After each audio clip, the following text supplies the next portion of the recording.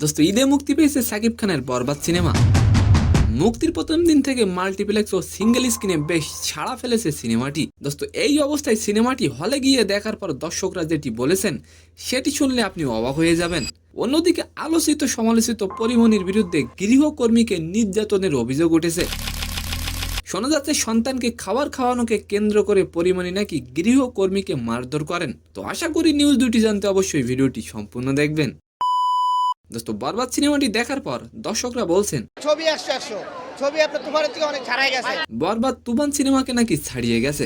এবার ঈদে হলে মুক্তি পায় সর্বমোট 6টি সিনেমা। এগুলো হলো দাগি, বরবাদ, জঙ্গলি, জিন 3, চক্কর 302 এবং অন্তরাত্মা। দোস্ত ঈদের 4 দিন পেরোনোর পরেও হলে দর্শক জনপ্রিয়তার শীর্ষে রয়েছে সাকিব খানের বরবাদ সিনেমাটি। দোস্ত বরবাদ সিনেমাটি পারবে 100 কোটি টাকা ইনকাম করতে? অবশ্যই কমেন্ট করে যাবেন।